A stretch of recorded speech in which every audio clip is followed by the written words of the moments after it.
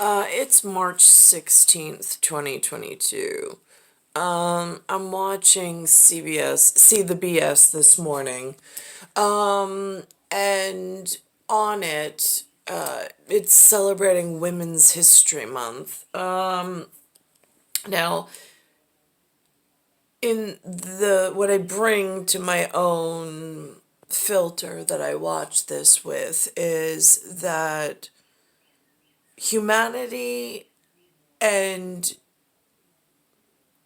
numbers gathering inside of a genetics laboratory with computer graphics, computer arts, and sequencing machines and bioengineering capabilities, whether it be to study disease, design disease, or design the cure for the disease, since you already had it because you were there when it broke, is not a good industry or career path to fund or to promote or to advertise or to increase the body count of people entering this field of science.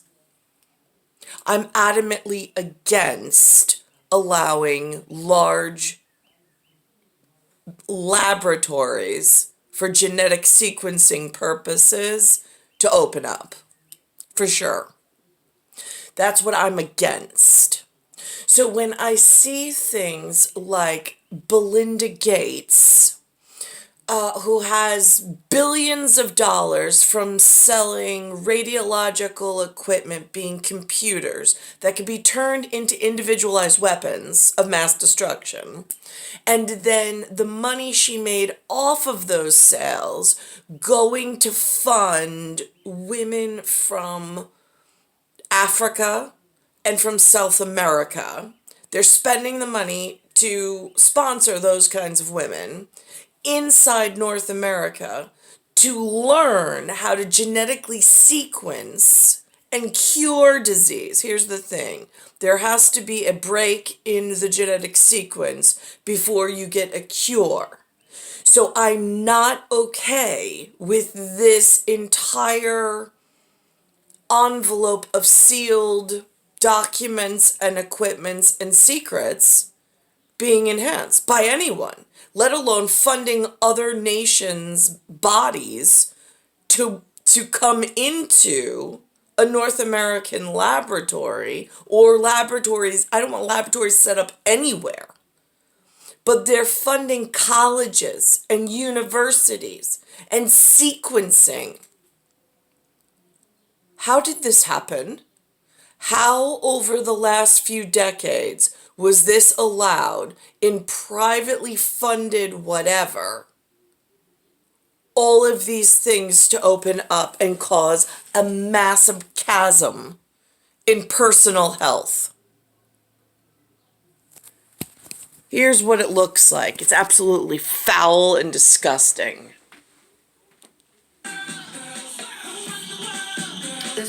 Here's all these women. Ready? This Women's History Month, our new series, we're calling it Change. As if, okay, so you have a population of people. For some reason in the United States of North America, they use 49% men to 51% or 50% women. I don't know why.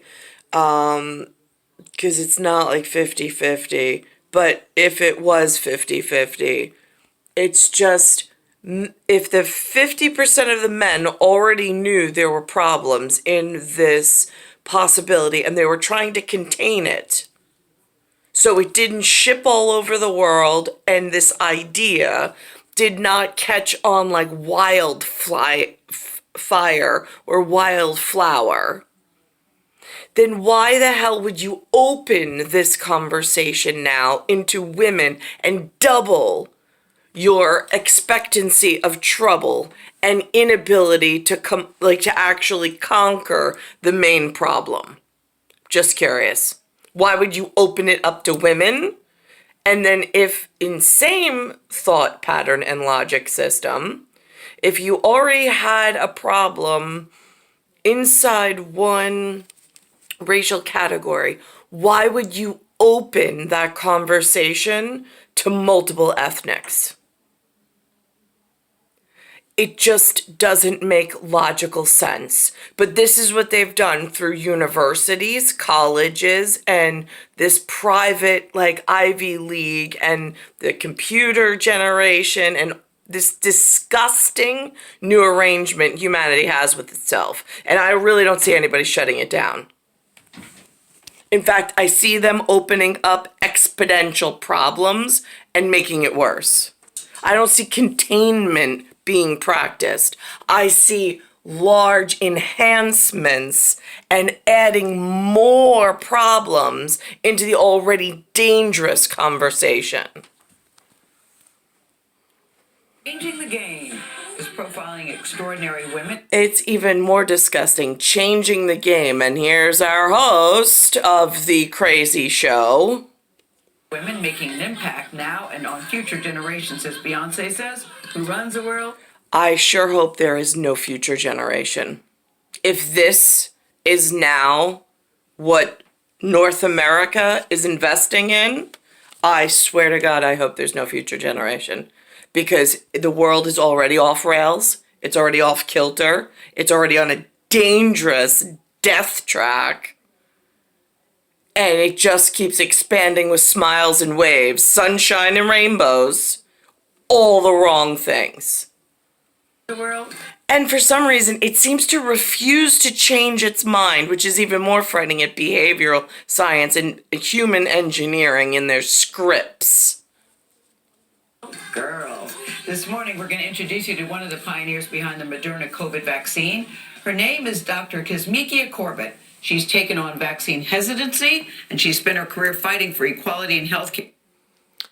She spent her career, same one where all the opportunity was taken away. Yesterday, I featured who the us put in charge of, they put an African woman in charge, supposedly, of nuclear safety and arms dealing. Same day, I had in New York City a South American looking, we'll just go with the Aladdin looking guy, shooting homeless people on the streets. They call it murder, they call it assassination, whatever. But he was using a gun. But he's not really the one I'm more concerned with. What I'm more concerned with is some of the other more rowdy suspects that run around New York City and all the boroughs. And their gun violence is really frightening. But yet, here we are. Just giving someone new opportunity that could have never have been thought of just a generation ago. Yeah, that's when we had classified information, a classified secret area, a White House that was under containment so national and family secrets weren't getting out. And now look what we have. I mean, it's just, where do you go for genetic safety from here, humans? I'm just curious. You've already compromised the last line of defense. Healthcare, landing her a spot on the cover of Time magazine. You go, Dr. Corbett. People think that these are great signs. They're like, oh my God, that's so impressive. That's so wonderful. No, it's not. This is a really scary sign. It's like the first sign of cancer before it gets to stage 4. And then someone kills the surgeon, and now you're toast. The Bill and Melinda Gates Foundation provided funding for the studies that Dr. Corbett contributed to. Melinda French Gates has long admired Corbett from afar, which is why she chose her to be part of our series. Jamie Yucca sat down with both women at the nonprofit eBell that's in Los Angeles, which has a mission to educate and uplift women. Who funds this shit? Where is there a man with a gun in the world that allows this to continue? I'm just curious. I know there's armed servicemen around the world. Why is this meeting ever allowed to take place? Why was there ever a non-family member that matched Mount Rushmore? Why did that ever get into the White House and pretty much compromise secrets and important recipes and important whatever? It's just like opening a vault that keeps you safe. Who would allow such things? And why was there not a takedown of this really dangerous occurrence before it festers and becomes bigger problems? And why, on the front side of this, are they selling this like this is a good idea in some like infomercial? Smiles and rainbows, it doesn't look so dangerous. No, it looks like someone, like a dog attacked and mauled the face, and everybody's like, you know, it looks better now. No, it doesn't look better after you get mauled by a dog. It's still very surreal to me. I still cannot believe we as a team did that. I was told that I was one of the first people to open a vial of the vaccine. And here we are. Here's the evidence. There's the problem. Here's more problems. There's Fauci. There's President Biden. I don't know who this guy is. Don't know that guy. And here it says SARS-CoV-2 variants and neutralizing antibodies. All done on a computer machine. She supposedly helped, like, the recipe of fixing the problem in the coding. I'm not buying it. You humans are not that impressive. And this is a dangerous thing to invest in. Vaccine. At just 36 years old, Dr. Kizzmekia Corbett worked night and day with a team of scientists developing Moderna. Did she develop the coding that went into the machines that helped her invent or whatever the recipe for the vaccine? No, she didn't. Did she build these machines? No, she didn't. Was she in systems design, engineering, and computer, whatever? No, she wasn't. So why is she in the lab pretending like she's important? I'm just curious. Humans don't need that level of, like, ego boost, because they put the rest of us in danger. Moderna's COVID-19 vaccine in record time. Why is Dr. Corbett a game changer?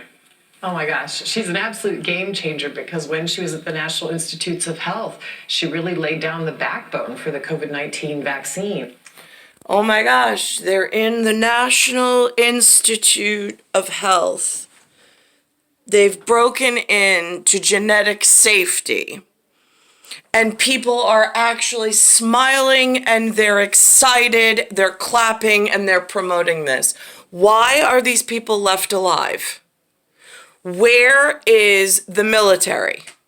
Why is the military not coming in and sweeping through and cutting through this entire bad idea and this bad schematic and squashing opportunity before it even has a seed of hope?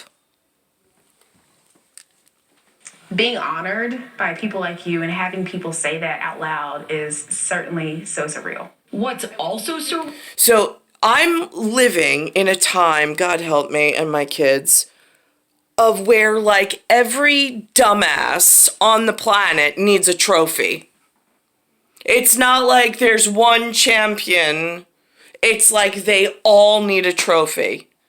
And it is so disgusting to watch this syrupy Candyland version of like we appreciate one another. Really great. Then why is it I got hit with some kind of a needle somewhere, unsuspecting, I didn't ask for it, while this is in a lab somewhere else, And now all of a sudden I have a breathing and a timing arrhythmia between my distal pulse and my cardiac rhythm. Just curious, because I wasn't born that way. This is something that was done. People know that it was done, and I was a specific target because other people aren't doing their job. I'm just curious. It also has to do with the pressurized in my kidneys that have a decreased function at the moment, and also with my weight. Because I was not always like this. And now I can't even get to a function of using my heart to increase my physical activity because that option's been taken away just so someone could have a chair and a little dipshits and lollipops. Surreal listening to Dr. Corbett's timeline once COVID-19 was discovered. It was almost from January 6th on, no one got any sleep. Who plans for pandemic? Who purposely in the security industry says, you know what? Let's just let it all go. Let's just go gung-ho, straight for the end zone. Let's just do pandemic where nobody has control. Who does that? Oh, here we are. I slept on the plane here. All of us have now become familiar with the term global pandemic. Both these women say what motivates them is the dedication to improving people's health. Now here's the thing. This is where the foundation is. Look at these people. Poor as anything. Wonderful people. When they're on the floor, on a mat, with flowers around their neck, and they have no opportunity. They are wonderful people. I mean, you want to feed them, you want to give them clothes, you want to talk with them, learn archaeology. Great. I'm all for it. You all of a sudden want to dress them up, put them in a Lear jet, and then fly them to laboratories and teach them about things that they should know nothing about, so they have a potential to invest or harm my children or myself. Now we have a problem. Big difference. But somehow they don't ever tell the story that way. It's like shopping for puppy dogs. And really rich, obnoxious people are like, I want one. I want to sponsor one. I want to feel good about my really boring, pathetic life. Go live there permanently. People's health around the world. Because we had a whole number of virologists and epidemiologists and had many. Problem is, she goes there and then she comes back to this life. Why is somebody not removing this option from her ability? Since she seems to not want to listen to reality and she's investing in the very real problem in a very serious way and nobody else seems to know about it, or at least there's a lot of unsuspecting victims that would have intervened to ensure that this never happened. Many partners in the field, we jumped on it to say, my gosh, whatever gets developed here needs to be done for the whole world in mind, not just the high-income countries. Do you think we're going to get better about seeing those disparities? The what countries? I couldn't even catch that word. Disparities and fixing that? I was an undergrad when the HIV pandemic was in an uproar. And one thing that I saw was that it really only mattered what neighborhood you lived in. What we have to do. How did she get to undergrad? Now listen to how great her parents were. Because they had people like Bill and Melinda Gates purposely feeding them mentorship. By the way, same kid, same could have been, but wasn't invested in. Because they spent all their time and effort giving the parents and their children what I needed in the same North America, in the same U.S., in the us. I haven't had a hand to hold. I haven't had a big brother. I haven't had a guide system. Lou's fucking useless and helpless. Do is continue to keep the conversation open. Because the same types of disparities that we saw with COVID-19, we saw with HIV, and we've seen with so many other. You have designed yourself some really important features like, oh my God, HIV just hit. Yeah, but which one of you assholes designed it before it hit? So this way you could come through like, no, let me get into a laboratory and get a white coat and I'm going to show you how awesome we can be. I really think humans are disgusting.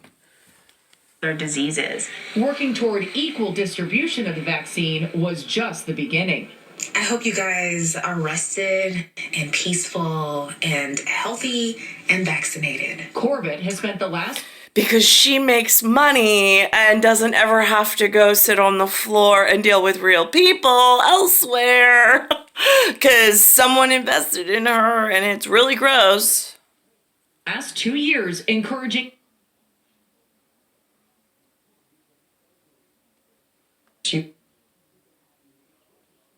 Got a job and worked in this.